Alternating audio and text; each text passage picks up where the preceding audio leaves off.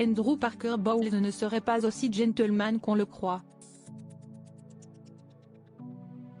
Marié à celle qui est récemment devenue la reine Camilla de 1973 à 1995, l'ex-officier a gardé de très bonnes relations avec sa première épouse et la famille royale britannique.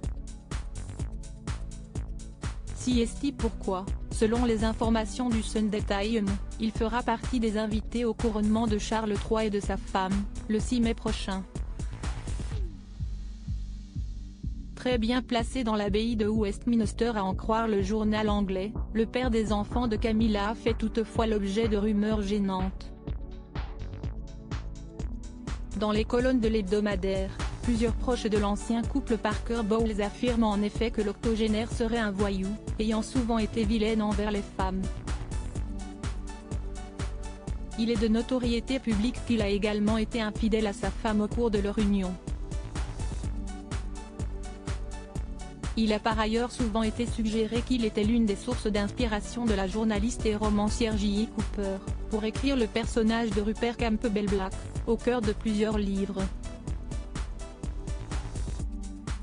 Supérieur à Camilla Parker Bowles, retour en images sur l'évolution de la reine consorte. Andrew Parker Bowles a toujours été le co-conspirateur de Camilla dans le Sunday Times, l'une des amies proches de la reine, la marquise de Lansdowne, déclare qu'Andrew Parker Bowles se comporte toujours terriblement mal. Cette dernière admet toutefois que tout le monde l'apprécie car c'est un vrai charmeur. Après leur divorce, Camilla et son ex-conjoint ont conservé un lien très étroit. Aujourd'hui, et selon les confidences d'un de leurs intimes, ils sont toujours liés.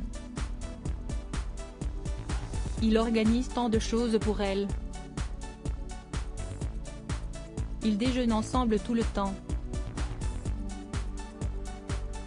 Il est toujours là. Il a toujours été, et est toujours, le co-conspirateur de Camilla, a-t-on ainsi assuré.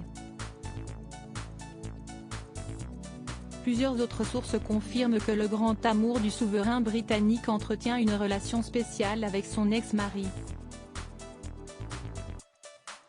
Andrew l'appelle pour lui dire quand elle a fait une erreur et elle l'appelle pour lui dire quand il se comporte mal, a révélé l'un de leurs proches, avant de saluer leur complicité à toute épreuve. Dans l'adversité, ils ont gardé une très bonne éthique familiale. Cela les a aidés avec leurs enfants et leurs petits-enfants. Crédit Photo, agence.